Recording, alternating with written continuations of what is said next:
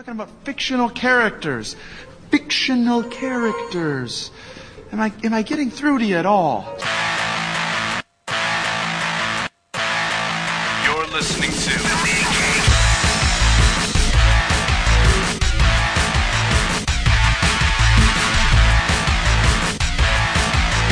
Comics Podcasting on the edge of civility.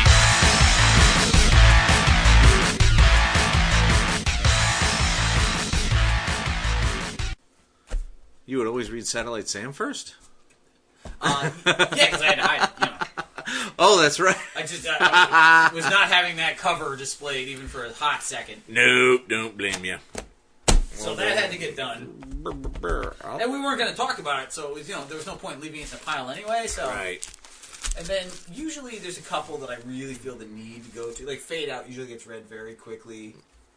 Velvet fluctuates. Sometimes I'm like, oh, let me read this right away. And other times like, let me save you. Like, the last Thin Mint, you know. The last Thin Mint. That shit, come on. If you put real effort in, you can hold on to Thin Mints for like 3 weeks, and then that last one's just sitting at the bottom like, hello. Like, I will have you, cookie. Oh, that's not how I eat cookies at all. Oh, I know. Nom, nom, nom, nom, nom. It's like there's still something in the package. Waka, waka, waka, The package has not fulfilled its destiny in emptying itself out. There is nothing in my mouth. That means there needs to be more in it. Yeah, dude. Carefully. I've seen you fucking chew on your shirt to make sure no crumbs got lost. That's not true.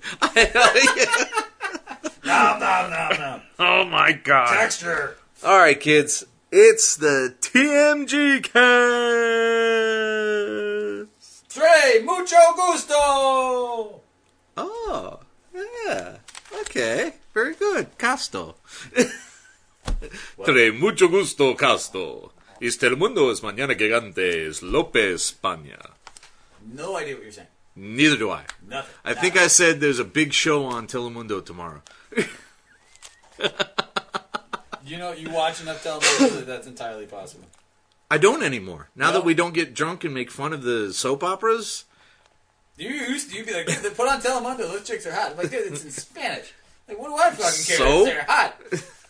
It's also a soap opera. Why else? I mean, if I have to look at a soap opera, I may as well have one I can't understand. There's some truth to that. You think? Maybe? Ray, if you're so drunk, you're not going to understand normal television anyway. For real, man. Get with it. Shit.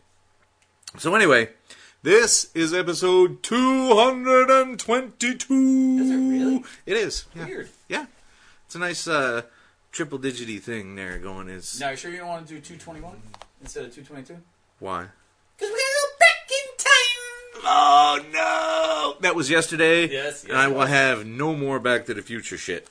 Dude, I was getting irritated by that. I was like, look, we get it. I see one more fucking screenshot of that goddamn Time Machine's readout. I'm gonna punch a motherfucker in the neck. How do you make somebody irritated about a movie as fun as Back to the Future? you know what? I mean, By not shutting the fuck up about it. That's how. God damn. Yeah, but from now on, it's called Back to the Past because there is no more future for it. So. Yeah, a couple of people mentioned that too. Oh, see, I don't spend anywhere near the time on Facebook that you do. It's not on Facebook. It's on Twitter. No.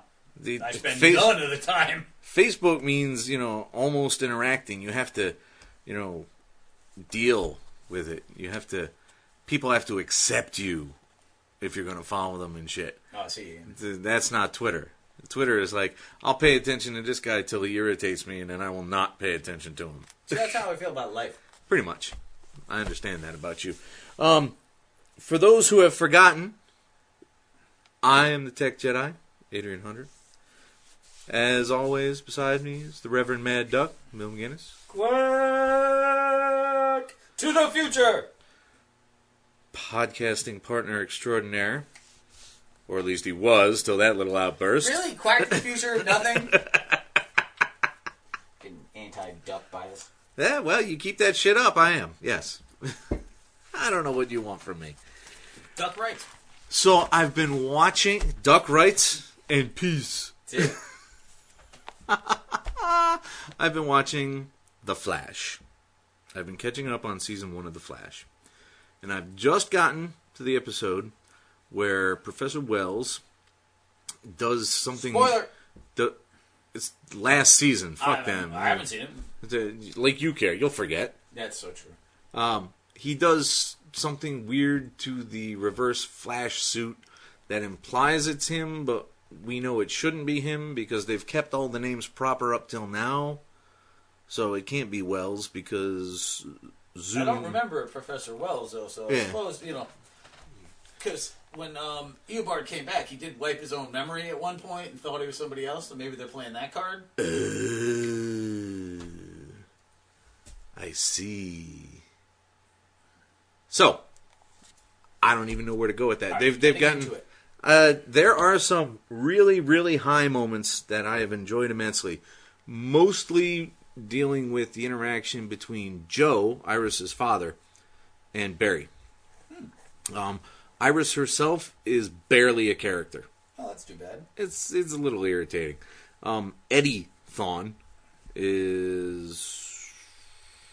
He doesn't even get to the point of being a jerk. He's just kind of bleh. He's Joe's partner, and they're trying to keep everything from him, but it's very difficult because he's hanging out with Iris, and Iris has a crush on the Flash, and it's all very angsty at points, and I'm like, just have him punch something, well, please. He is part of every one of us. Moving rapidly away from that. You know I hate that flick, and of all things, you quote a Queen song? You know what? I have to work with what I'm given. We're talking about the Flash. Oh my it's what God I in heaven, dude! Don't ever do that again. He's part of every one of us. See what you've made me do?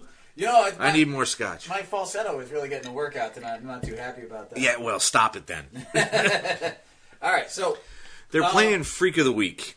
Well, which you hate. I remember that was your major complaint about Smallville when you tried to watch it that. It was a huge problem with Smallville. But everybody, they're going for the whole, this genre didn't exist before the first episode routine. So everybody's showing getting powers for the first time. Yeah, and they're all getting it from the same event that gave Barry his powers. Not a huge fan of that. No, not at all. How many, because this is the only thing I care about the Flash. I will watch it, like, it's, farther down the line with the 800 things I still have to watch. Yeah. Working my way through the third season of Elementary right now, because Sherlock Holmes is a man. Which I thought before it had a TV show, Just for the record, I'm an original Holmes fan. Yes, I was around in the 1800s, reading by gaslight, bitches. You so were not. No, I'm old, but I'm not that old. Anyway... You were saying. The only thing I care about the show is how many legitimate rogues have shown up so far. All of them, really. Captain Cold was in Weather Wizard was in the first one. Okay. Captain Cold was in the second or third. Okay. Plastique has shown up. Not a real rogue. Not a real rogue, but someone an actual real villain. Someone he's had to deal with. I've got electric powers. And then there was some mist thing that initially I thought was actually Metamorpho, but it turns out he only turns into a poison gas. Okay, so the Mist was an evil villain who fought primarily Starman, and then his daughter, the Mist, fought the new Starman. Oh, there was the whole first Starman storyline. The Mist's son became the new Mist and killed the Starman that was the son of Starman and the brother of Jack Knight, the other Starman, David Knight. Okay, I'm not sure how much more convoluted that could possibly have there's gotten. like 4 other Starmen that get involved by the fucking 80th issue, so trust me, it can get more convoluted. I don't need that shit. The Mist's daughter ends up having sex with Starman, and they have a child together. So there's another Starman. Yeah. Well, Firestorm showed up. He's not a villain or a rogue, but I'm only 8 episodes in. Yeah, well, that's decent. I mean, you got 2 real ones. You're still waiting on, let's see. Still waiting on Mirror Master, top. Master, Captain Boomerang. He kind of made a pseudo appearance as the Boomerang guy, not Captain Boomerang, so to speak. Well, see, Ollie and his team came to visit Star Labs to get an analysis of a boomerang. Interesting. But he never actually showed up. So you're assuming he's somewhere in Arrow. Yeah. Okay. Let's see. Heat Wave. No. Shit. Why am I drawing a blank? Like, who's the music one? The music Pied Piper. Thank you. Oh my god, I cannot think of that.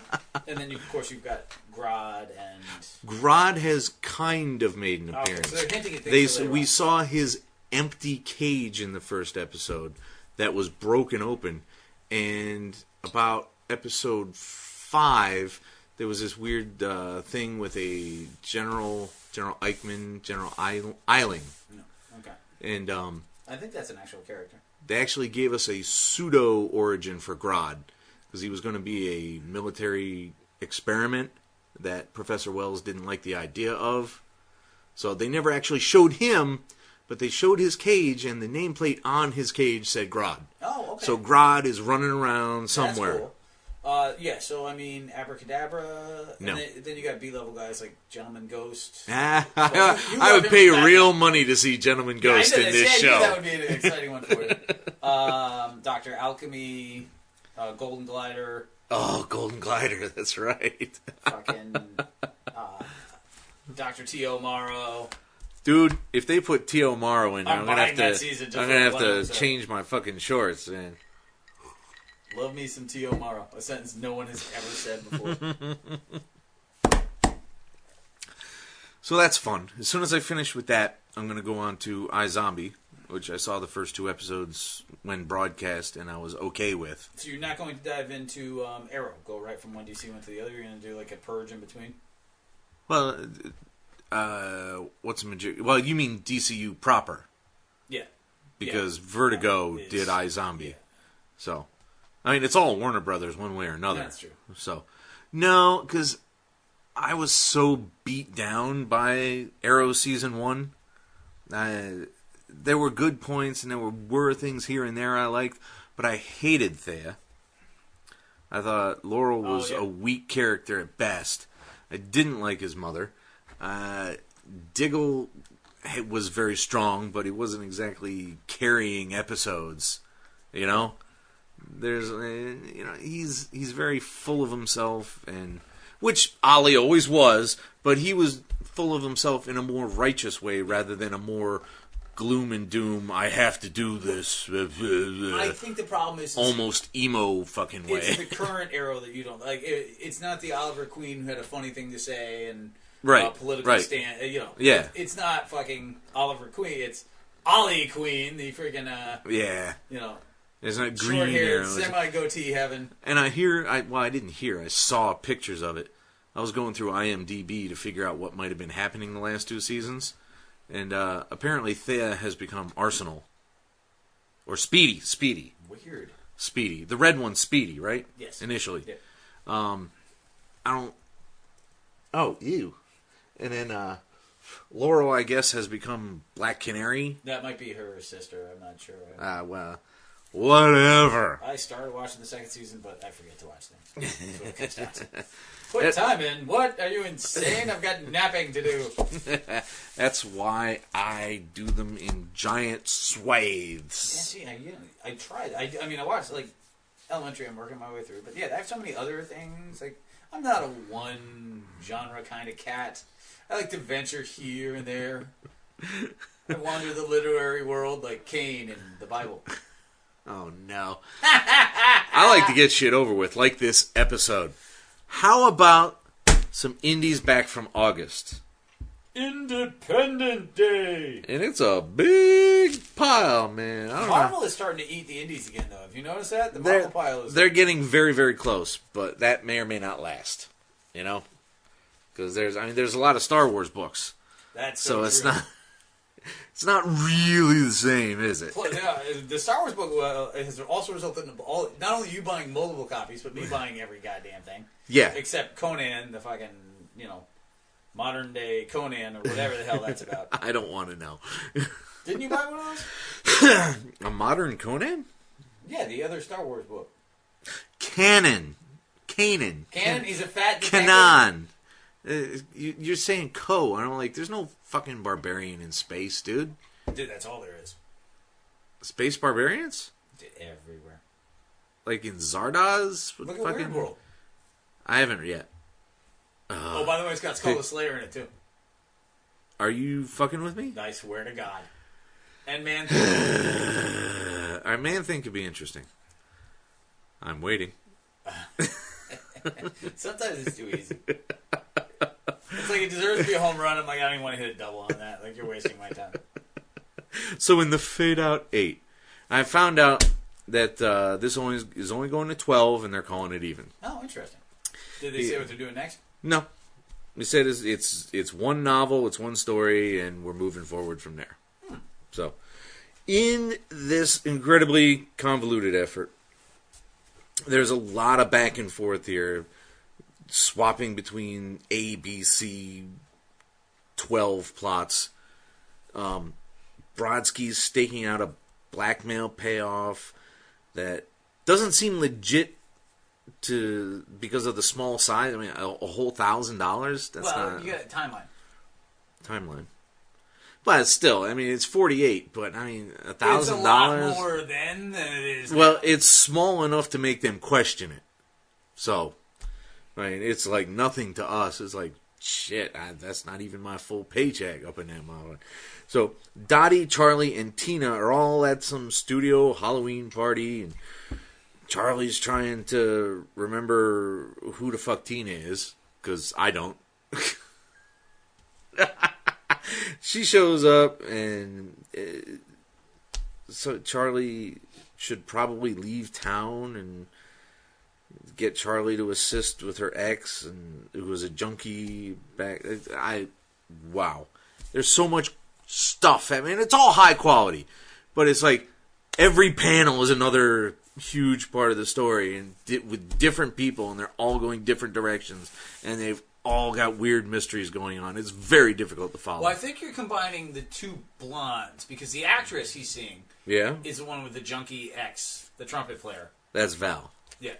But the other one was a girl he used to know who comes back into his life to warn him off because of a shared horrible experience. That's Tina. Yeah. Yeah. All right. So But that's clearer than it was. Everything is ramping up towards an ending. We've only got 4 issues left. It is an incredibly awesome book. However, I think, Brubaker, like, there's a real joy in reading these graphics and, just going all the way through to the end. Sure. It is a hard book to read a month apart. And keep track of. Like, go home, pick up a Raymond Chandler. If you don't have a Raymond Chandler at home, then stop listening to me. I don't have a Raymond Chandler. And stop being my friend. Oh, hey, I got an idea. Go fuck yourself. But, and then read a chapter, and then take a month off and read the next chapter. See how that shit goes for you. Like, because that's what you're asking for here. It's not like you're just like, hey, I fought Batman this week. Next week, Superman. And yes, I know I have some sort of fucking villain book where they're fighting different giant superheroes each week, but fuck you, it's my fucking fantasy. And as opposed to this shit where, it's like Revival. A month apart from Revival is literally torture. Not figuratively. It's literally like painful. You're opening the book like, what? When the hell did that happen? You really got to work to remember Revival, but we'll get to that because that's in here as well. But I cannot say a bad thing about Fade Out. It is a great book. The covers are awesome. The art is amazing. Everything Brubaker and Phillips do together is worth buying and reading multiple times. Right. And while we've been graphic fans, the backstory stuff is so interesting and cool that you kind of have to get the issues. Right, because who knows if they'll put them all in there. It's unlikely they'll put all of this ancient... They don't print them, ever. These are perks to people who buy the issues. Oh, I see. So this one, Joan Crawford's Secret Stag... I did not read that one at all. Like, what? No. What the hell no? I did read that one. Of course you did. It's like I never thought... Wait, Stag film? Let me just sit down in the can and check this sucker out. You can't do it in the can. You get caught. Harrow County 4. We get an origin for poor Hester Beck, which says she came fully formed out of the mud, kind of like a half-assed evil Athena. And she created other mud beings that served and worshipped her, kind of like orcs. Except now they're wandering around the town. Like, they are the town, which is just fucked up beyond weird, beyond all kinds of what? But it's really cool. everything about this book, like, I shouldn't want anything to do with this book. It's like What? It's weird teenage rednecky horror. At no point am I like, fuck yeah, sign me up for that. Nah, there's not a whole lot of the teenagey part of it. The only Well, she's a young girl, like, and dealing with parent issues and running off with a friend and a haint boy. Like, fucking turn him into a sparkly vampire in his fucking Twilight. No, because the only reason she's having dad issues is because dad tried to kill her because she's a reincarnated witch. That's not the same as, I'm morose Bella and I like... I obviously didn't watch the film as well as you did. That's just catching up with whatever... Edward is very fast. Worst thing ever! Oh my god! You can't tell right now, kids, but he's mimicking running up a hill very poorly. Oh, it's so awful. No, this actually read like a miniseries. It ends on such a note, you're like, dang, that was short. And then there's a page like, this will happen in the future. I'm like, oh. Oops. Let's try again with that one.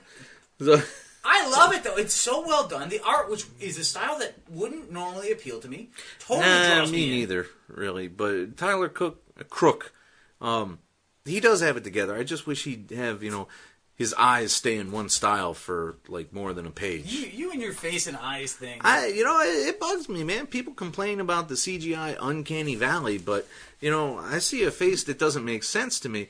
You don't know the Uncanny Valley. The more realistic that artificial life forms and depictions thereof get, the less believable it actually is to people. Really? Yeah, they've done studies. That's weird. It's called. There's a point where it goes. It's like a reverse bell curve. Oh, interesting. Where it gets believable. Oh, that's interesting. Oh my God, that's fucking creepy. Oh, okay, I can totally see that. Yeah. Interesting. At any rate. I think it's one of the better consistent horror books out there, although it's not really a horror book. No. There are horrific elements. Yes, it has incredibly creepy things. I mean... Yeah, it's a creepy book. Skinless guy attacking you is very horrifying. And, dude, how much do you love the part where, like, the father and daughter sit down like, well, I'm sorry I tried to kill you. I'm sorry I'm a reincarnated witch, but I forgive you. That amused me all to hell. I enjoyed that. I'll never try to kill you again, darling daughter. Well, that is a ridiculously odd thing to have to say to your kid. But... if you love your kid, it's the kind of thing you should say to the kid you tried to kill. What? Hey, if you weren't a reincarnated witch, none of this would have happened. So theoretically, it's partially your fault. Yeah, it's pretty much all your fault. Yeah, I don't know what you were talking about. Like, yeah, I tried to kill you, but I mean, you fucking ensorcelled my chickens. There's our title. I don't know. You ensorcelled my chickens. Some of the town, however, turned dissident and moved against her. Although the others, like the pharmacist, kept faith and even rescued Hattie from her little adventure in the woods where she got lost. Yeah, where she got abandoned. Yeah, pretty much. Fucking swamp ghosts. Poor Harriet, or whatever her name was, just like, no, you're a witch and I'm the fuck out of here. Dude, horrific. No, it is a very cool book. I want it to ramp up the horror a little bit, but at the same time, it has such a cool tone to it, unlike others. I'm worried that, it'll go like too outcast. I'm like, oh god, this is fucking bleak. Yeah. Like, I don't want bleak. Done. Stop bleaking me out. Bleaking me out. Is that your copy? Yeah. You don't do Harrow County. That's probably right. It's something you regret, but yes. No, this one is all me for once. Right. Something that is all me, and I brought to the fore, and now we're both going, oh my god, it's an amazing book, is Descender, and we're all the way up to number 6 on this one. Now, half of this bloody book, this issue, is Dr. Two's kind of origin, where it's his backstory about... Origin of a douchebag! As he and his master are brought to an archaeological dig several thousand years old, housing a dismantled robot. They've found a very old robot. A very advanced old robot. Yes. And they largely get it working again, but Two steals all the data and claims it's his. Isn't that magical? Do you see Marvin over there? Nope. Okay, good. The Ganesh are unhappy about that, but before they can kill everybody, the Hardwire appears. A group of robot fighters with Tim's brother in tow? Okay. I think this is all like The Descender is the best science fiction book out there right now. It is. It is solid science in the sense that anything can be that's a fucking comic book. Yes. It is great comic book. It's great action, good writing, things are funny.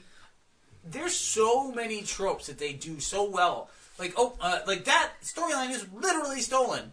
But not figuratively, literally stolen from Terminator fucking 2. If the advancements were amazing, that hand alone. And yet you're like, dude, they did so much better. They basically combine that with the entire first season of Battlestar Galactica. Like, I betrayed the entire universe. Oh, shit, yeah. Look at that. I didn't even make that connection. That's pretty good. And, look at you go. He's totally a Ralph Mouth? Baltar. Gaius Baltar. Whatever. That's why you were messing it up. You were combining both names into one. Yeah, and Ralph the Mouth. Gaidazar. Don't bring Ralph the Mouth into my fucking show, okay? Please don't do that. Anyway, it just turns stereotypical eyes. Like, you've got, these are the ones we don't want. Put them into the pits. Pits? Yeah, like gladiator fighting. That's never been done before.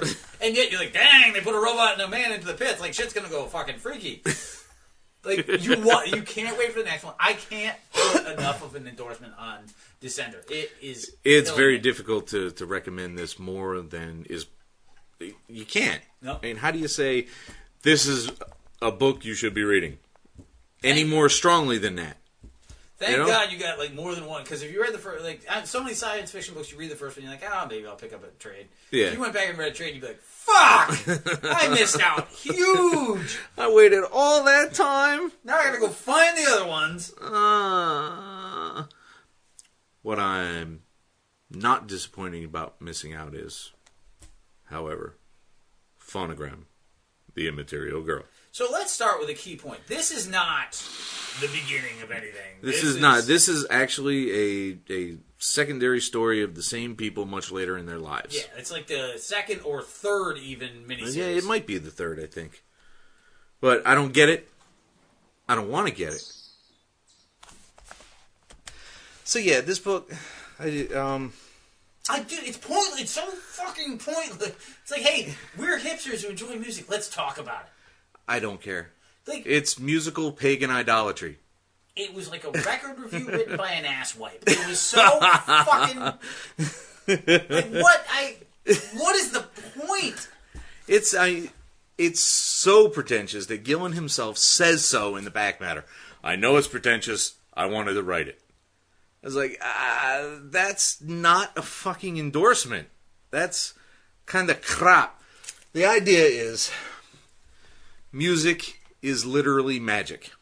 So they've got all these pseudo-sonic sorcerers running around, and they can control things, and they hate pop, and they love punk, but they hate metal, but they love fucking whatever the fuck. And there's 10 trillion bands mentioned that I've never heard of and have no interest in. And I can't even say... For the fans of Skinny Puppy and fucking comics that suck, it's PHONOGRAM! I think that's a real band. Skinny Puppy is a real band. But they're talking about, the pop now is garbage, and the 90s pop was the height of pop. And I'm like, you're talking about fucking pop. Okay? You can't get uppity about fucking pop. Dude, you can get uppity about anything. You can, but it makes you ridiculously fucking lame. I mean, think for a second. Suppose that we did not read comics. Okay. Right?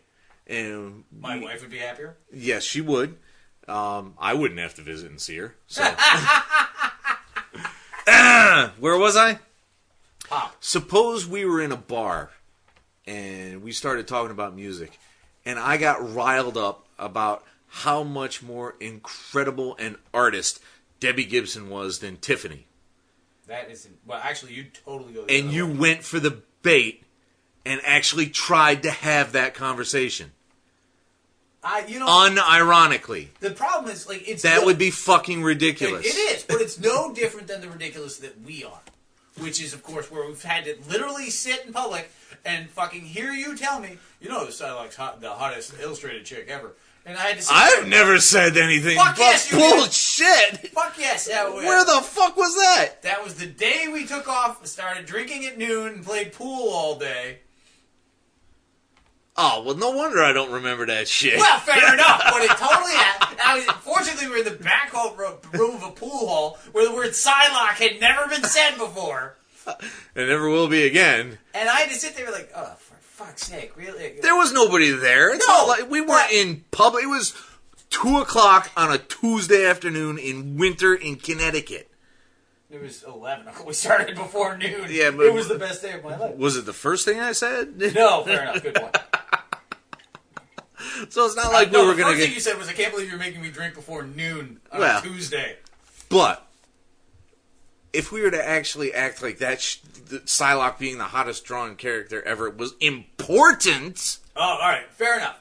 We have had ridiculously pretentious comic book conversations in public, which other people will listen to us and be like, you fucking nerds. Like, literally, I've, again, not figuratively, literally seen a waitress redress us with her eyes, like, put more clothing on it. Like, you horrible, nerdy bastards. You should be wearing sweater vests at all times, so I can't even imagine a furry nipple under there. Oh, you filthy God. hobo freaks. Don't make me think about hairy nipples. Jesus fucking Christ. Your favorite comedian? Hairy nipple? Is a comedian? Probably. He probably works blue. Yeah, I think so. He'd have to, really. Yeah. Why, is there anything else you want to say about that? Because I'm done with the book. Yeah. Bah!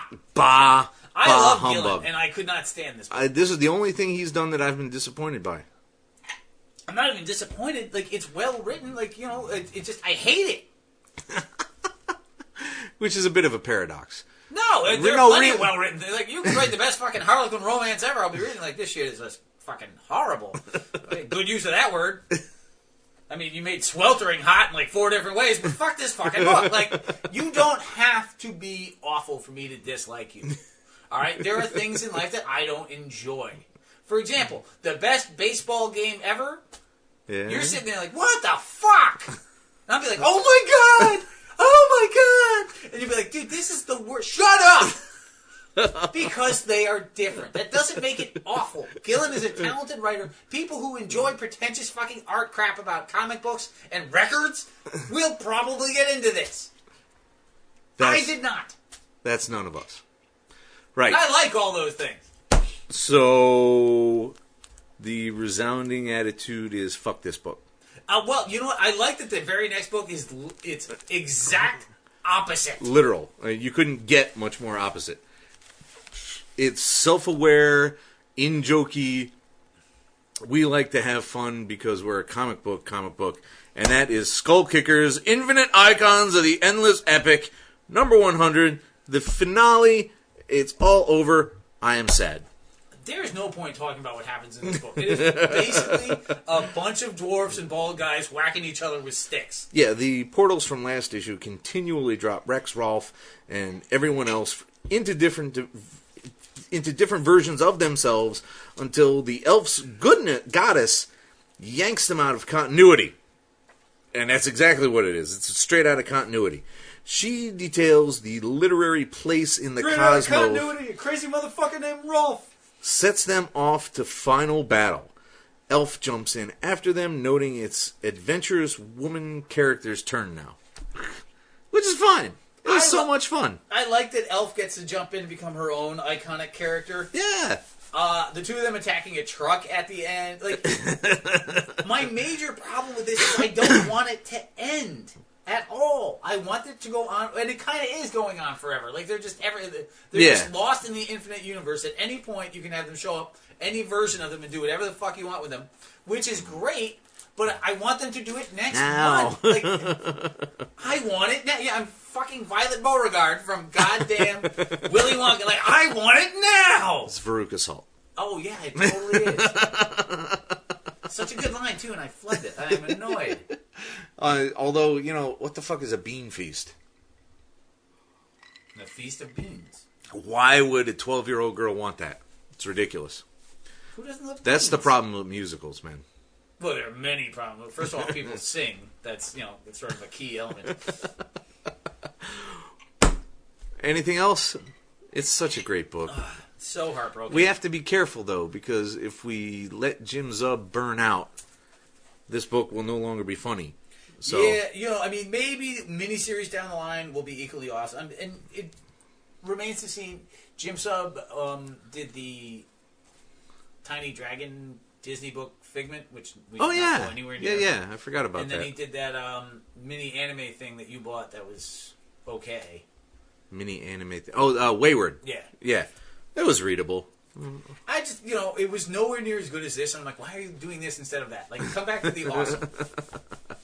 Well, I mean, I think he said on Twitter just yesterday that, you have to change things up and you have to leave people wanting and things like that and blah, blah, blah. I suppose that's true, but the problem is, Jim Henson had that idea when he dumped the Muppets after 5 years. He's like, you know what, it's popular. Let me go on and do something else because I'm bored. And nothing went well. Oh, well. Over in War Stories 11, you're getting disappointed by this book. There's a remarkable consistency of story, I feel. But you go ahead and do your thing, and I'll talk about it. All right. This issue is actually a bit of a mess. The Irish squad from last issue is pretty bad at fucking soldiering. They didn't get enough training, or they don't care enough, or they don't think it's real enough, and they're just poor soldiers. They're so bad that they literally shit themselves under fire and trying to get out of proper patrolling. They were sent out. They tried to get out of it. They didn't go on their proper patrol route, but they met up with a German element anyway, badly, and they shit themselves. Give them credit. Like, they dove right in and then fucked it up. But at one point, Aiken separates Hayes into a secluded spot behind the German lines, and a multi-page story of Irish independence follows, featuring ridiculous levels of dedication and retribution. Right. It's an Irish tale of revenge hidden in the middle of this, F Troop fucking World War II Irish storyline. And then they get caught by the Germans. There's so much, like, my father did this, and my great uncle did this, and we all did it for independence because we hate the English because they did this and that. I know I should read a couple of books because I know nothing about Irish independence. Well, here's the thing. Like, it's your classic, like, you can go two routes with this. Like, you could go, like, they team up, and then one forgives the other for the sins of the father, or he shoots him for the sins of the father even after they've teamed up, which is the way I'm leaning. It's just... With Garth Ennis, it's not a bad bet. Everything, all these war story books are, of late, I just don't feel like there's a lot of variety. Like, it's a bunch of guys, there's one core character. Yeah. In this case, they're kind of... Like, can you legitimately tell any of these characters apart? It's very difficult. Like, it's very difficult. Almost none of them seem to have, like, strong personality types. Or even visuals, really. Right. One's much bigger. There's one guy with a mustache who seems to be there some of the time and not there some of the time. Mm-hmm. So I'm not even sure if he's in the fucking troop. Like, right. There is the one who does know what he's doing, but he can't get the others to pay attention to him long enough, so he's a minor character at best. It's hard to be Larry Storch in the fucking... But the last few, like the German tank troop wandering around, none of them felt all that distinctive as characters. No, Heinrich only did because he was actually speaking to Rachel. Right, and he was prettier. Well, yeah. But other than that, his character was, I don't want to have sex with a little girl even though I'm a monster. That was his entire character. It really was. And then the Israeli tank team, none of them had any real personality either. Like, one was more anti-war than the other. But can you name any of them anymore? Like, oh, no, that was 6 months ago. But my point being, like... And, yes, not naming them, but could you even, like, describe the entire tank team? Or... Well, there was the captain was pretty balls to the wall, and he knew what was going on, and he kept them safe. The glasses guy who was He thought it would all be over in days, and he was shocked constantly about the continuing reinforcements that the Syrians and the Egyptians would bring on. He eventually became a dedicated soldier, but it took a lot. Right. But all I'm saying is, like, I feel everybody else between those two. After those two, it's like exactly. I don't know who the fuck that is. Like, say what you will, but I can tell the names of all the fucking Howling Furies. Well, I mean, they've also got hundreds of stories True, but we've only read maybe 25 of them. Like, how many Sergeant Fury fucking books? Yeah, but how many times? Howling Commandos, Sergeant How many Fury. times have you read about them? Fair enough. I will give you that. Plus, I read about them when I was younger. Yeah, so it sticks a little better. There are some points to that. But I just feel like there's a sameness. Yeah, like this it's overly rough. chatty, non-character having. But you go back to Battlefields. Yeah. Or the original war stories.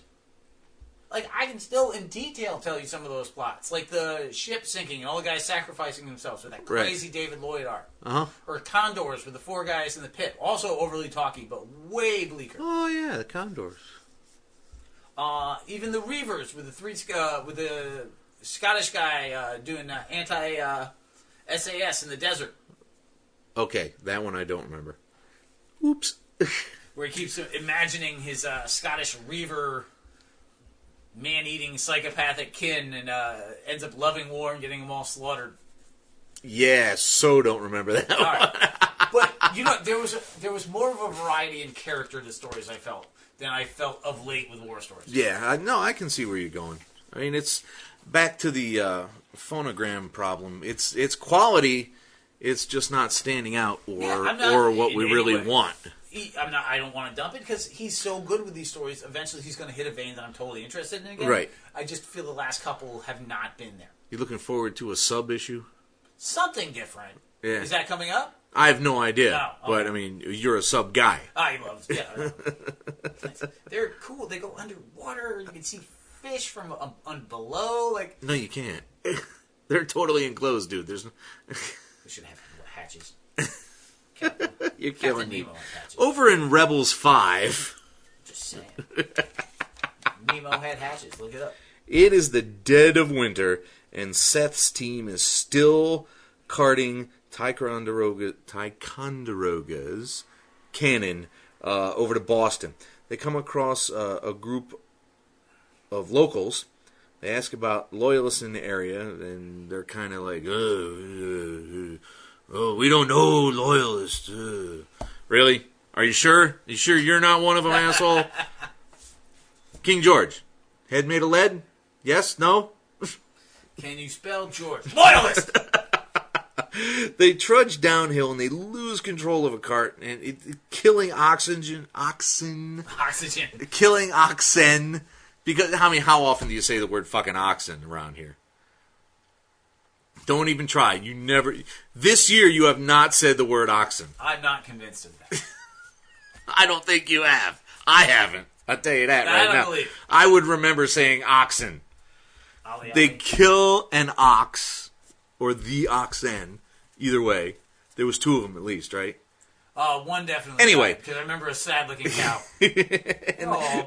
And they injure one of the guys. Now, Knox is having none of the delay, although in an extended, well-written, verbal beatdown, Seth just totally puts him straight. Dude, it's awesome. Like, that was so good. This is the stupidest job you could have assigned, and we're pulling it off, and all you do is whine. Yep. You drag a one cannon up a goddamn mountain, let alone 52, with 4 sheep, 8 dudes, and a fucking prayer.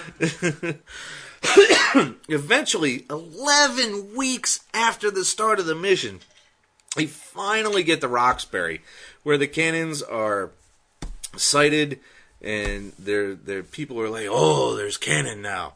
It's like, really, fellas, you knew it was coming. After 11 this weeks, was part of the plan. I mean, after 11 weeks, you're not expecting anything. But the thing is, and this pulls weird things from issue 3. It turns out it was Seth's mission the whole time, and Washington only apparently acted like a douche to the not urbane, what's the rustic Seth, to give Knox a little to work with and not lose face about being an actual officer, but now this Green Mountain boy gets a mission. So I thought that was nice. It's a very cool book. I like the fact they make it very clear that Seth would never speak to Washington again. So it's not one of those like Zelig, like constantly running into the same famous people throughout. You know, Seth is a competent soldier, but he's not a player in the Rebellion War. Yeah. It's so fucking good. Seth's life blows, but in the best way. His life blows, but in the best way. And he's going to go home and his wife's going to beat him with their baby child. Yeah, pretty much. Like, you didn't see what I did while you were gone? I hope fucking shooting British people is helpful, because you better start running now. That's essentially what happens in the next issue. Serious? Yeah, his kid is like, fuck you, Pop, where you been? I've been working my shit. Where have you been? I've been ensuring your freedom. I didn't fucking notice. Overly muscular 4-year-old. Pretty much. Smoking, he's got an attitude, too. And Mom is just like, oh, you fucking showed up? Well, great job of not dying. I don't need your ass, nah. Anyway, I'm so glad that, and I hate to even have to fucking say this, but I'm so glad that Baltimore Cult of the Red King is winding down. Is your love affair with Baltimore over? I don't know. I'll have to determine that on the next one, whenever that may be. And you're gonna have to go back and like sit and read the last column. Like, everything is coming to a fold here. I can't. It's monstrous how much plot is going on. Like every other page is back and forth, and I don't really care. And I've lost track of why the team separated, and I lost track of what the guys in Carthage are trying to do once they find the temple. I don't know why Baltimore's in St. Petersburg without them anymore. It's so. It is something that would venture a read together to get a better feel for. Yeah, I'm not even sure if the second team is connected fully to Baltimore. Like, I don't remember any of those characters actually interacting with him at any point. So for all I know, they're like the fucking Scooby Squad. So the actual meat of the story is that while he's wounded in the snow, Baltimore is visited by a ghost who reveals that the townsfolk are puppets of the witches that they've been fighting. All right, well, that happens. That explains his sidekick turning and a couple other things. Wacky priest antics. His team finds him as he's fighting through several of the puppets. Over in Carthage, the cult is about to sacrifice one of its own, but they're interrupted by the Carthage team dressed as cultists. No, that's not quite accurate. No? The cult sacrifices one of its own because they're interrupted. Yeah. They weren't planning on that, and they're like, fuck it, you're new, Bob. Yeah. Lay down on the slab. Now, the Wicker Man. The bees. Okay. The bees. I don't know what you're saying. You've never seen the remake of The Wicker Man? The remake? No. Oh my god, dude. At the end... Oh, no. Nicolas Cage is trapped in the Wicker Man. If I'm spoiling this for you, fuck you, it's horrible. And he starts screaming how the bees are in his face. It's so unbelievably awful. Can that guy make a decent pick anymore? Ghost Rider. That you are so wrong. You are on top of being a liar. Yeah, he actually made a critically acclaimed film called Joe, but like he is a How long weird ago guy. was that? Yeah, 2 or 3 years. All right. Whatever. And eventually the Dementors come back, but they ignore the people, the cultists, anybody with a cultist mask. I thought that was an odd, like the mask. So that's pretty good. The mask imitates being dead to the point where the ghosts don't recognize. I thought that was super cool. Oh, is that it? Yeah. Oh, there's a variation on that. Gotcha. Baltimore talks to the witches through the possessed priest, and eventually the witches come to him. So Shit is about to get there's fucked up. one more issue of this. It's going to come to a head, and fine. I like it. It's not like I hate it or anything. It's just so confusing and weird. It is. And it's not what I expect out of Mignon at all. And the team switching, I just don't get it. I really don't. Like, I have no problem with a team of fucking vampire and witch hunters. Just where the fuck did they come from? Who the fuck knows? I don't know. I'll be glad when it's over. I'll be glad when you're dead, you rascal, you. You're killing me. I don't know what you're saying. I can't control that. Yeah, well. Over in Big Trouble in Little China 14. You gotta sing it. Over in Big Trouble in Little China Little China 14. You still haven't watched that movie again, have you? What? Big Trouble in Little China. Yeah, I did. I watched it less than a year ago. Oh, you got all? I didn't think you got all the way through it. Yeah, I did. You told me you quit. No, that was the first time. That was last year. Ah. I tried last year and I was like, I don't care. But I tried back in summer and I completed it. And still didn't care. I didn't care. There are some things that hit some people and there are some things that do not hit some people. You don't give a shit about 4 Rooms, I believe. I like one of those 4 rooms. Yeah, see? The naked one, didn't it? No. The one with the witches, isn't it? No. Yeah. It must be the one with the little kids then. No! What? Which room do you like? Not the last one, the penthouse.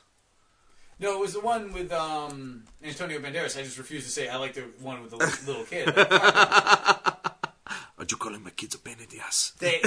He was amazing. Why don't you call it babysitting service? My kids are better off alone than with some fucked up pedophile that I don't know from the man in the fucking moon. It's a good movie. Jack and Wang visit Gracie, the big-time lawyer and now Wang's attorney. She gives them the story on Buddy Shido, fan of Japan and big-time businessman that bought Jack's truck. This guy is a Fruit Loop. Everyone in this fucking comic. Yeah, but this guy is an extra strength Fruit Loop. No amount of milk is sucking this guy up. He's a hardcore Fruit Loop. And then there's those characters of the A-Team that turn out to be Gracie's employees. And we waste a couple of pages on the times changing cliches, and I don't really care about those. Oh, a fish out of water. What do you mean you can use that as a phone? Oh my god, I used to go to the library. It's like, shut up, Jack. I don't fucking care. Poor Jack. Wang's daughter knocks Jack out and takes his place in the plan to bring the supposedly Jack sleeping got knocked out by the smaller Wang? Yes. Creepy ass sentence. I don't know why you said it. Why would you say things like that? It's a podcast. They ship him off to Buddy Shido, and she walks off with the dough for selling Jack. And once put away, Jack wakes up. Wow! Wow! Woo, doggies! Once he wakes up, Jack wanders down a boring ass memory lane. I wasn't amazed by this particular issue. You know, I think it's especially funny. Wang's daughter. I mean, didn't he teach her better? And she's like, I'm gonna sell that motherfucker out. Well, I'm assuming this is part of a plan to get the truck back, but yeah, we'll see. It is very strange. Like, Fred Van Lent is a talented writer, and there's some very funny stuff like that. But it's not a subtle funny. Not that the first one was with Monkey Whiz. No, not by a long shot. But there's whimsy funny, and there's ha ha. That's supposed to be funny. But my one thing, and you can't take this away. It's a Fred Van Lent. Like, there's always a giant fucking conspiracy. Every villain is like the most convoluted. Yeah, I mean, why did originally, Lopan was pretty basic. I want to rule the world, and I have to do it by marrying this green-eyed chick. Pretty basic. It's weird magic, but that doesn't make it convoluted and strange. Right. But then as soon as Van Lent, you've got this insane, super powerful businessman, a team of 80s rejects that are somehow loosely based on the A-Team, and possibly Riptide with that fucking robot. Ah, that's right! I didn't believe you. Wow, you remember Riptide. Shit, yeah. Never watched it, but I think I've seen like 2 in my Hey, entire kids, life. we're changing over to 80s cast tonight. We're not... Gonna go back in time. Oh, there he goes again. Oh, my God. Anyway, it's just this, like, even Incredible Hercules had this weird pantheon of gods fucking super conspiracy thing at the end of it. Yeah. Everything the guy does is like that man hates mega businesses. He does, man. You can tell. And you know that every fucking check that he writes out to pay his cable bill is like, fuck you, American taxpayers. Do you want more booze? Oh, so that's a yes. After the refill, we'll get to yet another Shadow number 1 with Cullen Bunn. So we've had our booze. So again, the new Shadow book, great cover. Giovanni Timpano has done a great job with the interiors. When the United Society of Magicians harasses the dying Considerable Carlini, which is an odd name, but I guess there's only so many times you can be magnificent. Right? Part of Carlini's was an eating act, so. They confront him for one last secret before he dies, and Shadow is fighting a whole circus looking for the great Fitzwig, who's left already, but Shadow catches up to him in a gyro, which there's no way you can't love. I love everything about gyros. They're awesome sandwiches. You do that on purpose. Oh, so totally. Because no one would believe you're that big a moron. Yes, they would. A gyrocopter.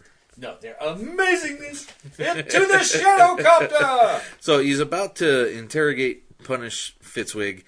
Instead, we get why the magicians want Carlini. The secret communicated by Houdini's spirit to his wife. Which is very Halloween-y, actually, right now. Halloweeny Houdini. Yeah, there you go. She gave to the Shadow. For more info, Shadow breaks up a seance to question an unnamed magician and friend of Houdini, noting the society has turned from stage magic to darker arts. You know, all this really this entire issue, and I suspect this entire storyline, is about the Shadow wanting no one to have his tricks but him. Pretty much. These are powerful secrets only capable of the hands of myself and Harry Houdini, my best personal friend, if you didn't already know. I love the Shadow. This is amazing stuff. But I was like, League of Magicians. Quick, hit him with a bass. You mean the fish? Shut up, Bob. Wow. It's awesome stuff. I'm super excited to have Cullen Bunn writing a fucking Shadow book. It's fun. This is a weird month, man. There's like horror books and shadow books and mystical books. Dude, there's magic everywhere. There's magic all around us. It doesn't matter that she's the last unicorn. It only matters that there were unicorns.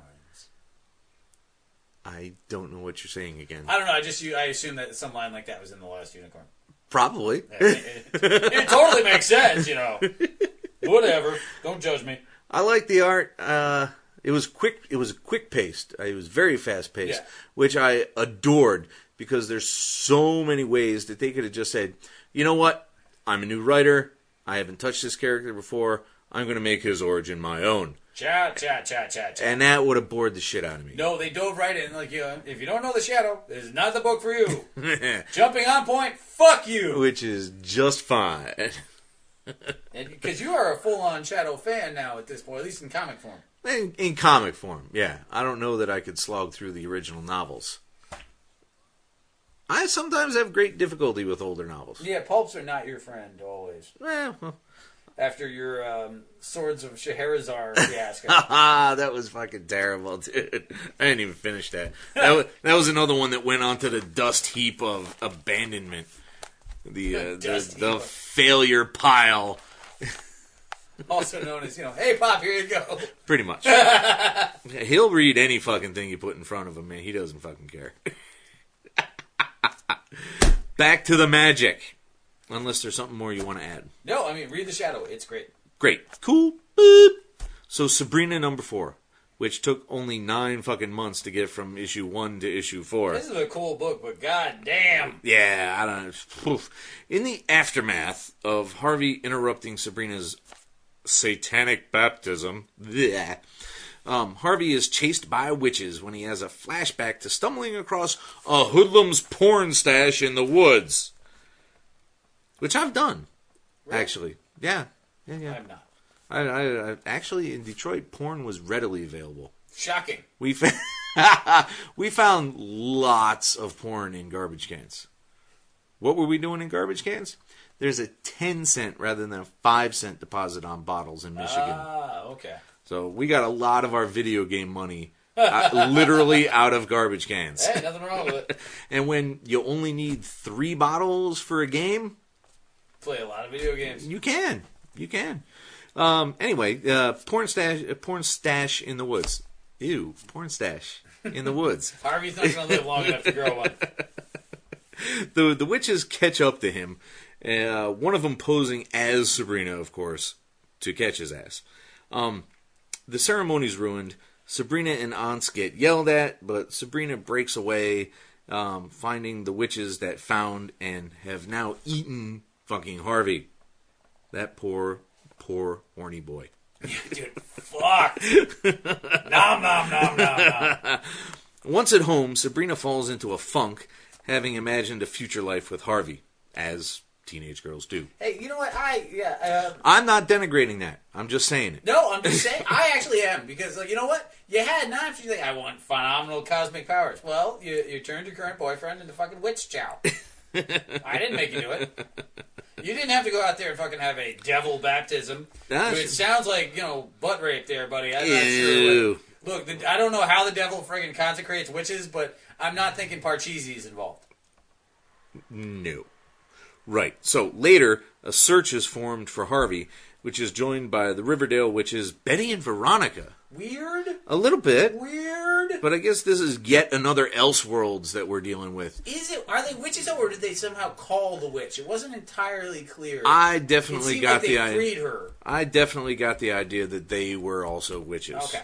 And we can flip back through it, but whatever. I'm saying it now that they are in fact also witches. Who just kind of slack off during the search until Madam Satan finds them. You know what? Fucking, I don't do a lot, but if Madden Satan found me, I'm going to be a busy motherfucker. Like, no, I'm already cleaning that. Don't mind me. Just polishing this goddamn tree. Now, still in a funk after the flashback bullies are arrested for Harvey's murder, Sabrina is told by Madam Satan that she can bring him back.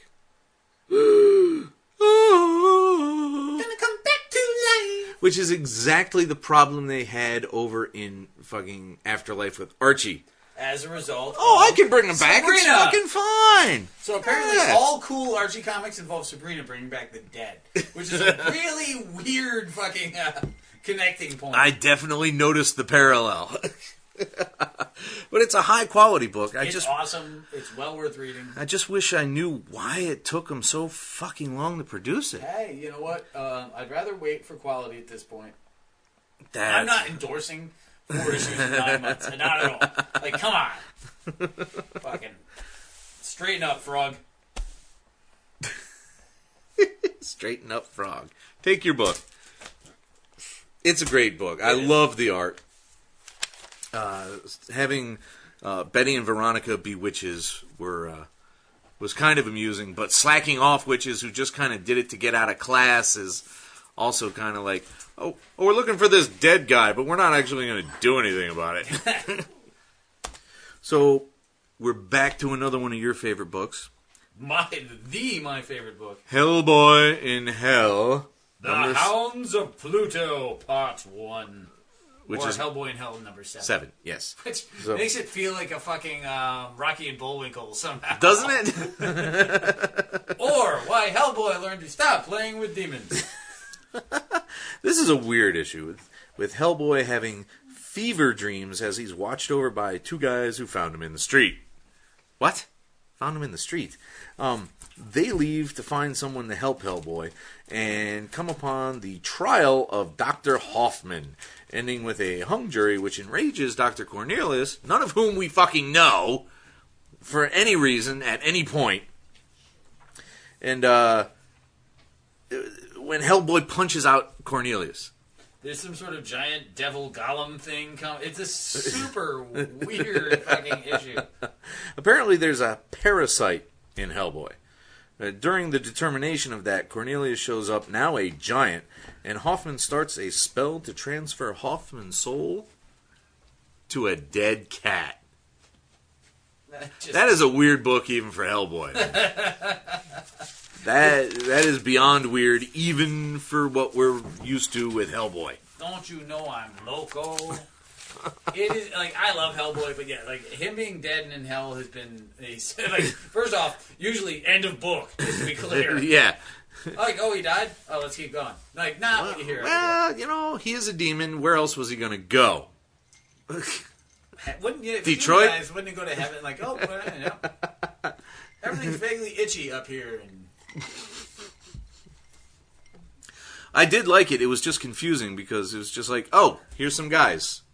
Well, I feel like that's your entire... Because Hellboy is so random in your reading, I feel like it's always like, I did enjoy it, but what? Yeah, that's... like, every time you dip a toe into that water, you're like, that's exactly what I say. It's cool, but I don't get it. Like, at all. He's a demon, right? He's red and he had horns, so yeah, I got that down. Can you illuminate any of this for me? Well, he wears a giant hand that will open the... No, this one. Oh, this one? No, fucking close. No, I'm in the same boat as you. Like, what? I knew about the hand being the key to the destruction of the universe. Isn't Dr. Cornelius a monkey? That's Dr. Zayas. Wasn't there a Cornelius? Cornelius was the main Roddy McDowell character. See?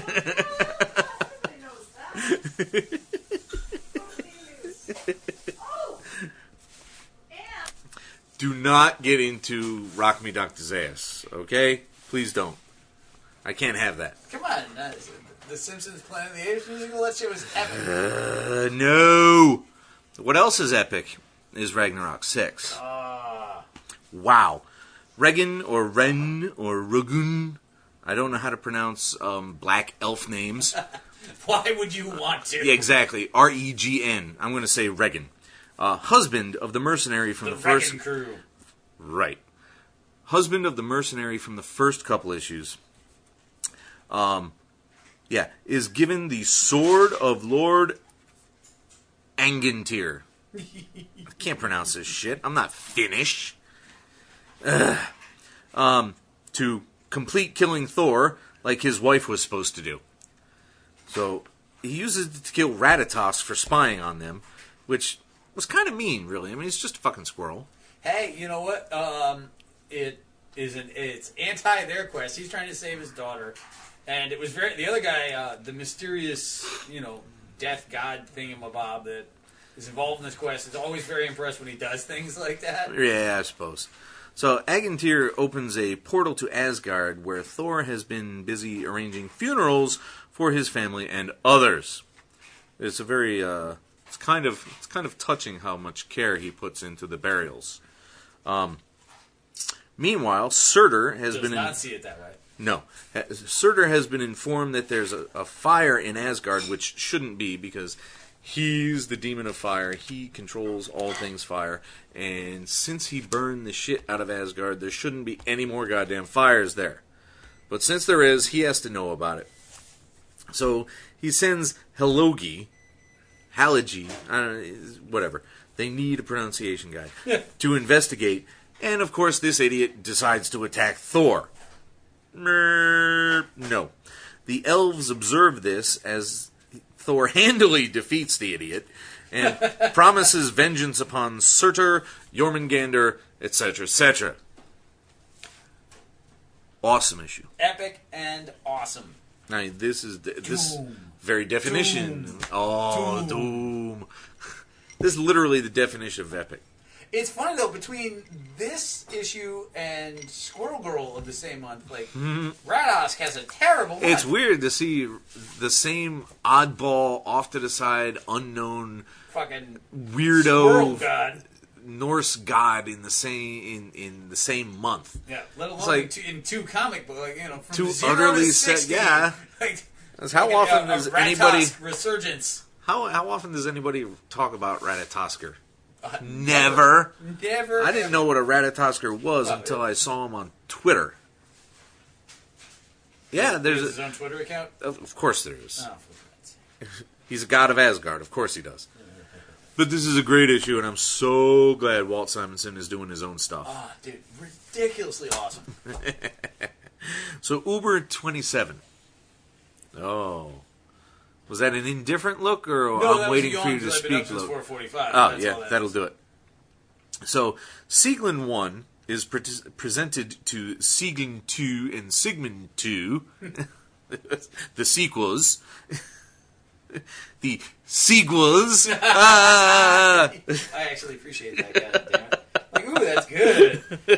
No, that's terrible. And they use her halo effect to create a massive tower to provide a line of sight from France to England so they can assault. Apparently they're fighting Genghis Khan. Pretty much. The towers defeat attempts to bring them down, of course, because they're made from super Nazi energy. I don't The ultimate building block. The English High Command is determined that that's enough of fucking that and start evacuations and document destruction. And Stephanie fakes Turing's death and then kills Duncan for real and then makes off with Churchill. Wow. Stephanie very much has her own agenda in these Meanwhile, the U.S. High Command is gathered for dinner. Where a Geltmensch, assassin of the Nazis, these are the guys that can change themselves. Yes. He shows up and he wipes out the whole fucking dinner party. Except for George fucking Patton himself, who turns out to be a tank man. Super Patton!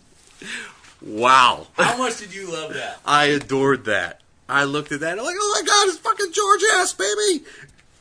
He is Halo positive. Of course he is. Except during this, Maria gets back to the farm with her proteges, and finally, here it comes. The invasion of America begins. Dun, dun, dun. Wow, it's about time they got into that. You know what? I mean, because there's nothing stopping them. The book is moving at a good pace. Well, it's a huge ocean. They're already got people attacking on all sides. Like, you have to take time. Yeah, you know. I suppose Hitler is dead and replaced by Himmler, so choices are being made in a slightly more logical. Not I'm a fucking loony bin. Although I don't know, man. We got the NRA over here. They better bring nothing but tank men, because otherwise, every 4F with a trigger finger is going to go to town. Hey, I've been shooting Nazis. That is what I do. I love this book. No, it's insane. It's on a slight, tiny hiatus while he does 8 trillion other fucking things. You know what? But even like the book ships mostly regularly. Yeah, it's been pretty good. You know, there've been a month or two off, so you don't even notice I hate it sometimes because so many things ship so weirdly. Yeah, it's like I'm going to take a pause, and all the other shit that's not shipping on time will allow me to look totally awesome. I'm telling you, taking a breather.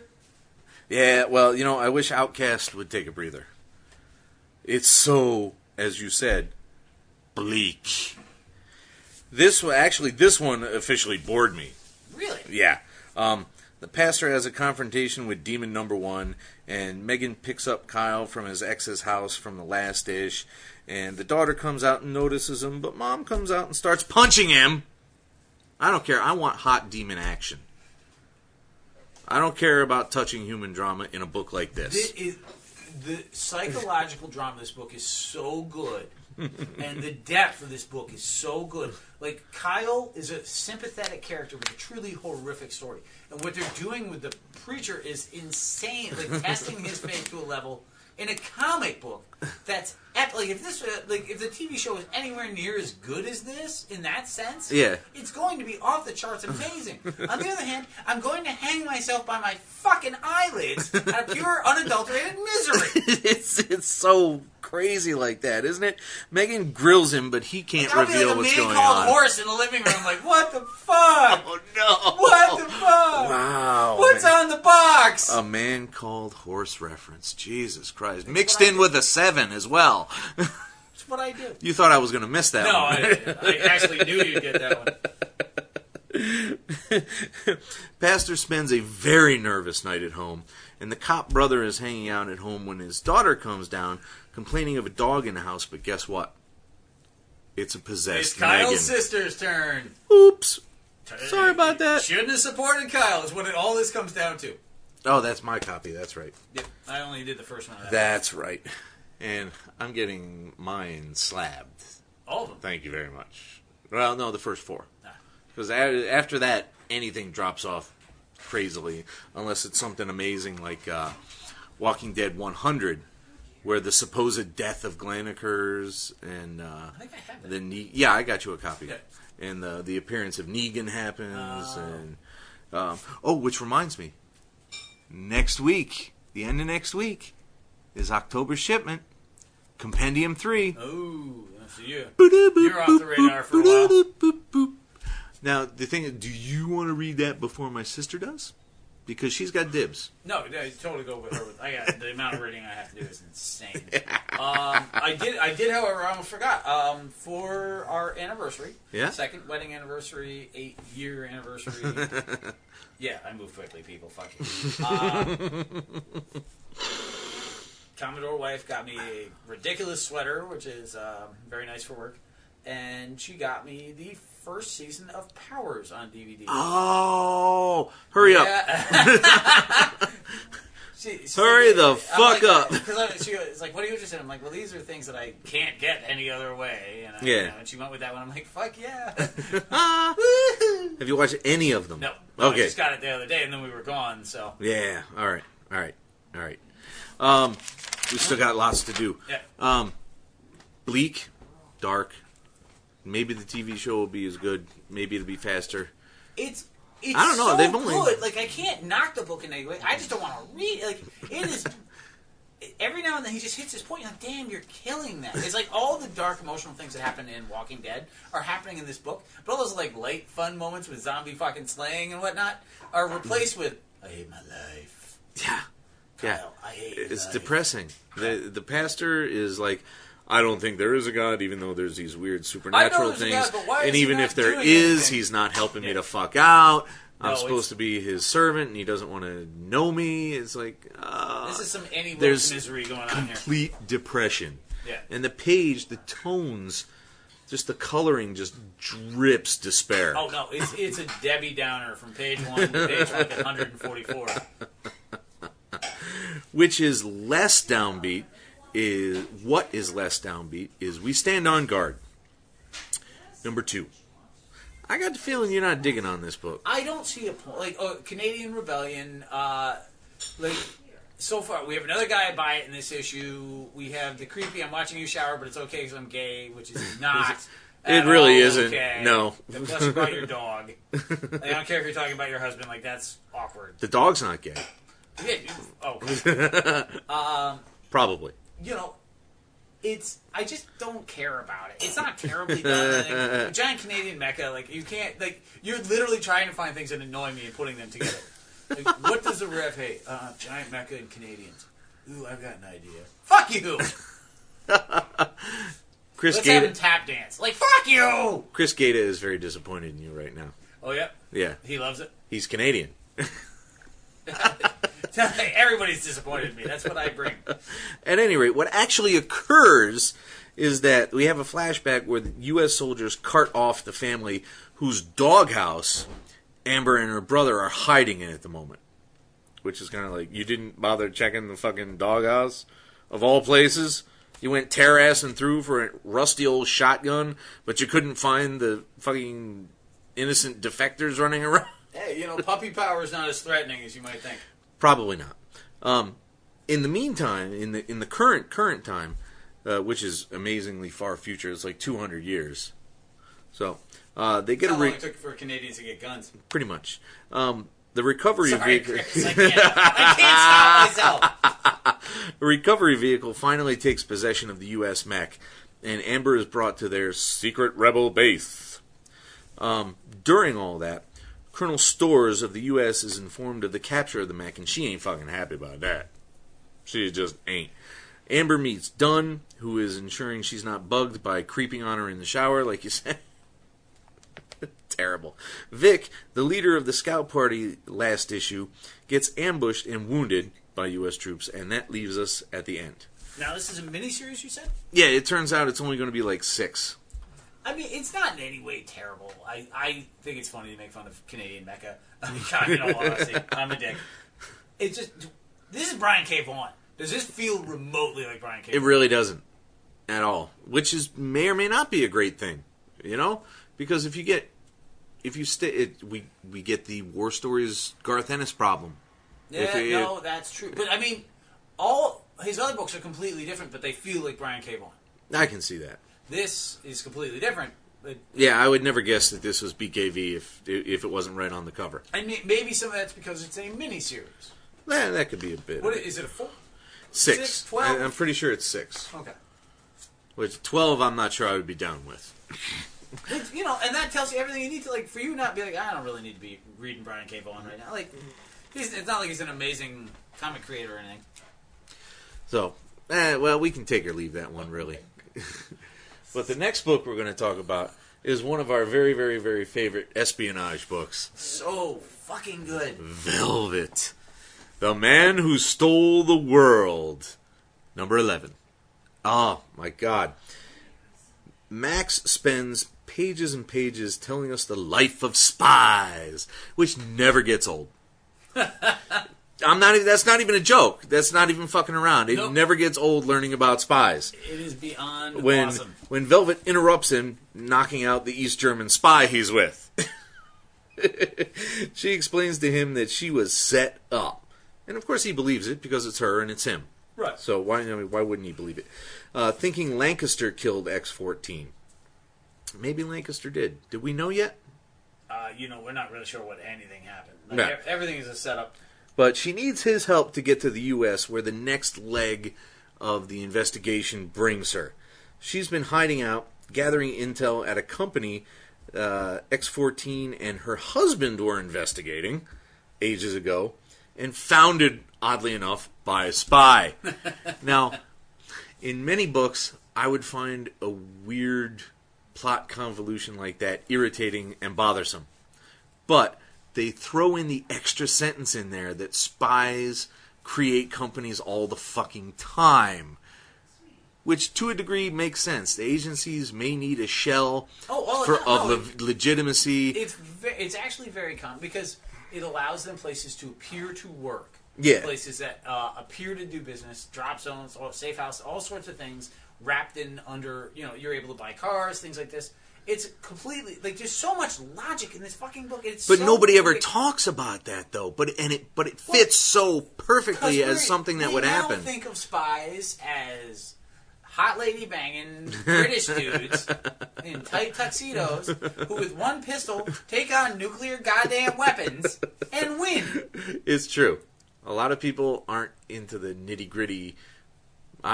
This is probably the most realistic spy thriller I've read. No, I mean, it isn't. It is and it isn't. But, because no spy thriller is realistic. If you go back and look at, Len Dighton, it's still fantastical, but... I can't. I don't know what you're saying. Yeah, John le Carré, absolutely. I haven't read. The spy who came in from the cold. Smiley. Oh, okay. That, in which spying is basically being betrayed by people you kind of like and not trusting any of them, and then usually shooting at least one of them. Anyway, she ends up seducing the lead accountant of this company on his yacht. The hell kind of accountant gets a yacht? Then use the kind that runs the numbers in a spy-backed shell company.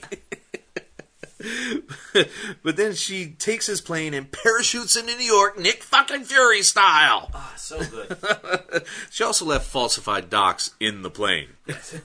You are one screwed accountant. She needs Max to determine where the cover-up of those docs comes from. He's reporting back on her, however. But of course, she knows that. And she's playing the shit out of him because she is 10 times better than any goddamn male spy in this whole fucking book. Velvet is ridiculously made. Not that French guy. That guy left her all over the place in a train, surrounded by fucking junk. Well, that's true, but if he was a little less douchey Frenchy. Douchey Frenchy. Well, there's Vichy Frenchy and douchey Frenchy.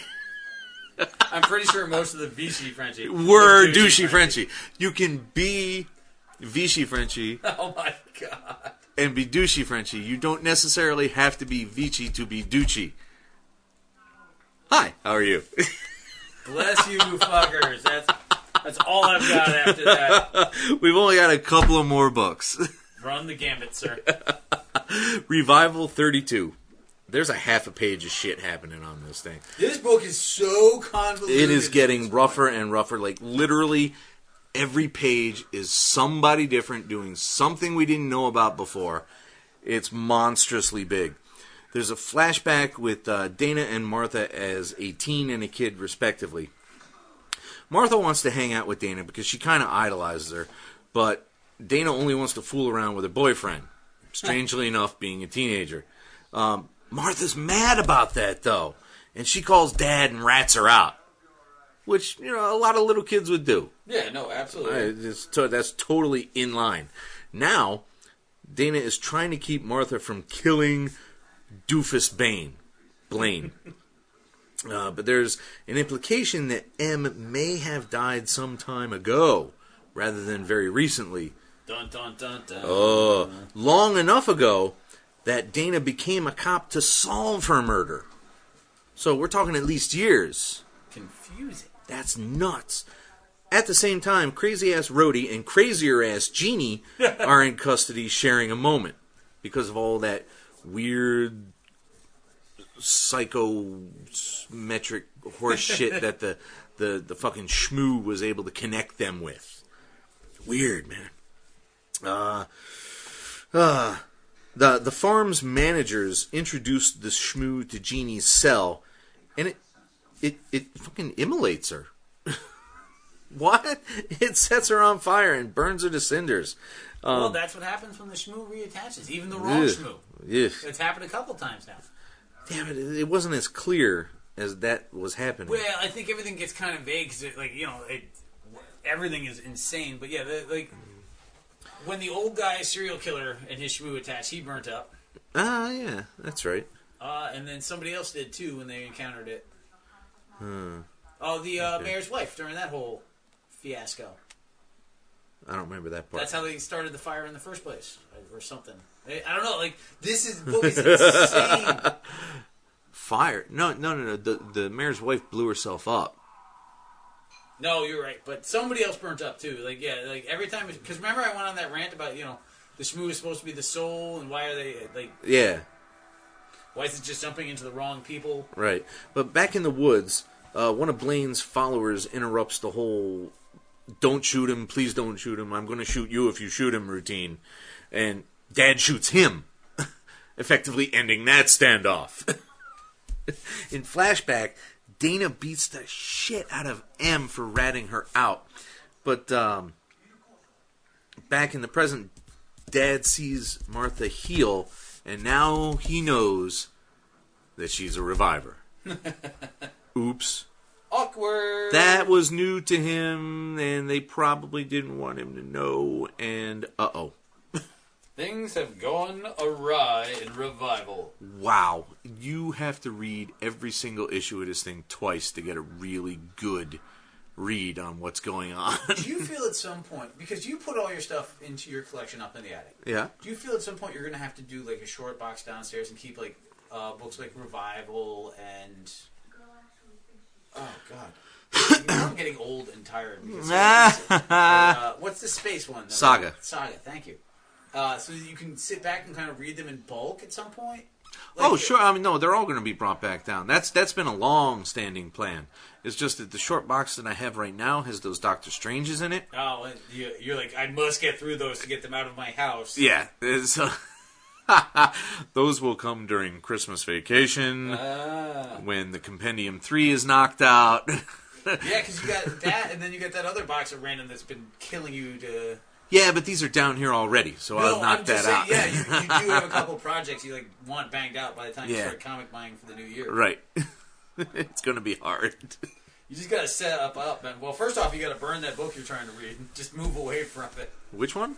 Love Nun? Yeah. Oh, no. That's out of the way. Oh, that is no longer on any piles. That's in the pile of abandonment? That is the fail pile. The failure pile next to the sadness bowl. There you go. You did not surprise me, but I am a little more hype about it over with Mercury Heat. Do your plot then. What did you say about it? Mercury Heat? It was like a well-written, but it's not... It's a better-written, worse-drawn version of most of your teenage 90s chick-led books. Like Aphrodite 9. We start with a lesson on crystals and implants and what they'll do for Louisa, which I needed. Because their little let's just say shit and hope you can work it out in your head routine doesn't work for me in a sci-fi book. You know? Yeah. Currently, she and the forensic guy are finishing up from issue 1's climax, which sounds very dirty, but it's a literary climax. Thank you very much. With the explosion or whatever the hell happened there with the superheat. The perp they caught has been wiped. He's just wiped the fuck out. He doesn't exist anymore. Louisa wants to investigate further, but she's told to back the fuck off. Mainly for purposes of budget. They come up on a protest, and Lucas, the forensics guy, is confronted by a woman he married but can't remember emotionally because he inhibited his emotions through all these crystals and implants, which is both an amazing sci-fi detail and staggeringly horrifying capability of future people. There's a lot of cool little things in the science of this book. I have to say that. And I also like the fact that Kieran Gillen, once again, because he's a talented writer, even though, this month I had my phonogram issues, doesn't dumb it down. Like, you just dropped into this world. It's convoluted. Yeah. Like, you have to pay attention to what they're saying in detail, because he's not going like, oh, there's no little, like, Dr. T.O. Morrow fucking in the comic science moment, like, this is how the world works, and this is where the sun is, and this is, But, I mean, if you're going to have a technology that is a big part of the book, you have to tell us something about it. You don't have to tell me that it works on a substrate of ionized fucking gallium arsenide. No, you don't need to go that far. I don't need to know the chemical composition of the fucking implants. Just tell me they do this, and they do this. That's great. Sure.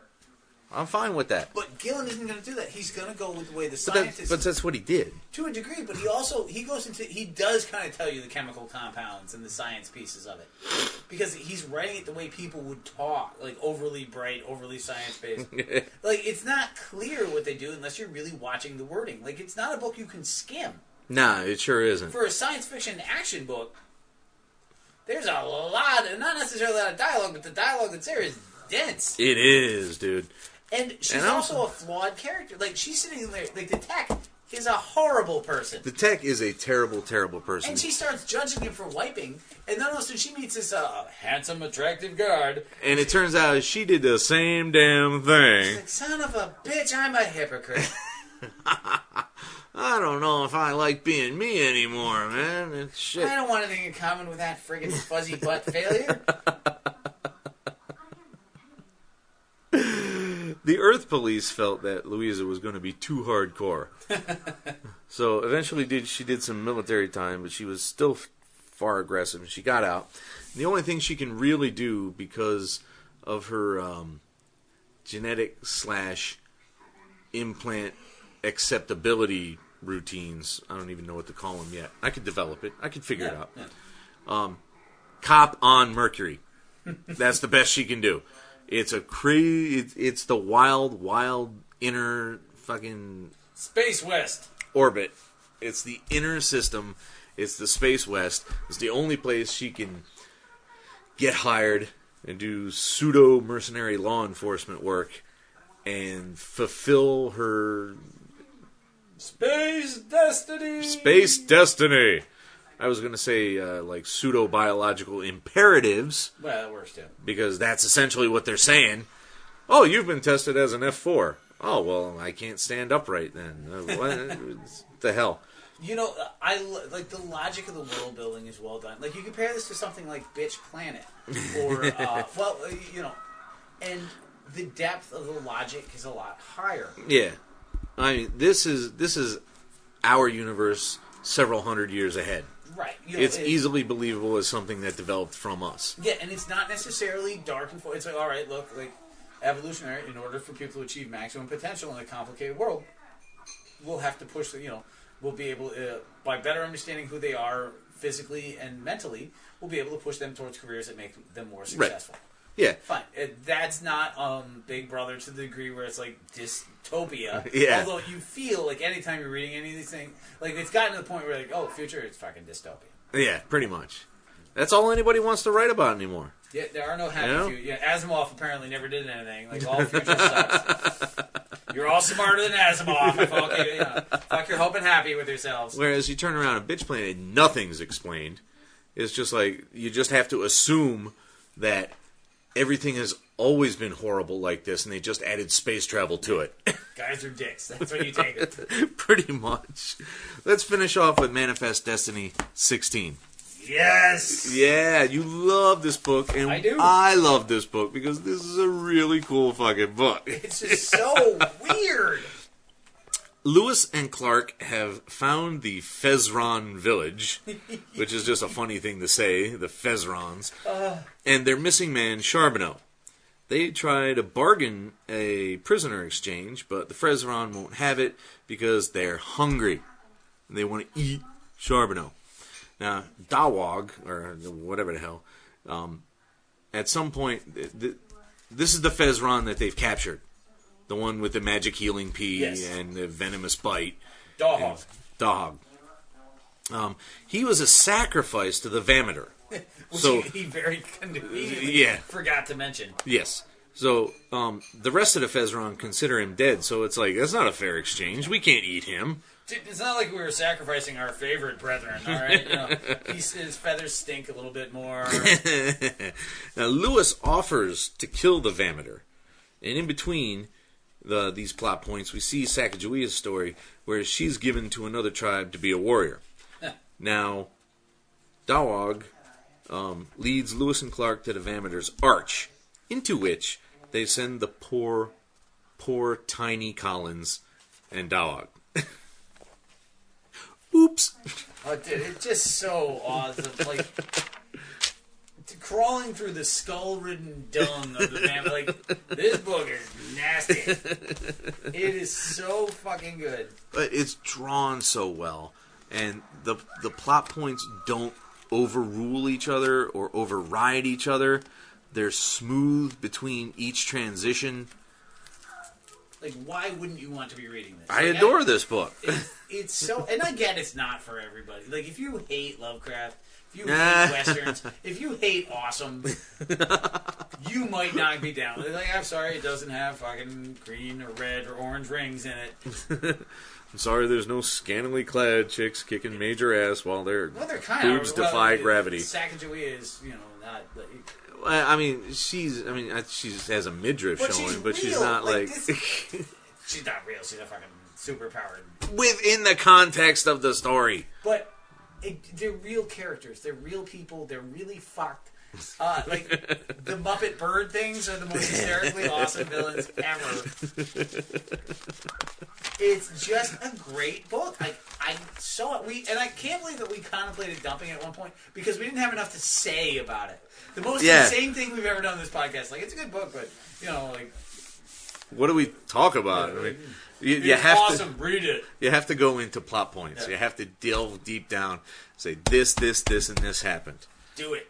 Get your Lovecraft fucking historical fiction horror western with Muppets. Fuck yes. If that doesn't sound tempting to you, I don't want to know you as a person. This concludes episode 222 of TMG Cast. Bless ye, fracas from the past or the future. And away.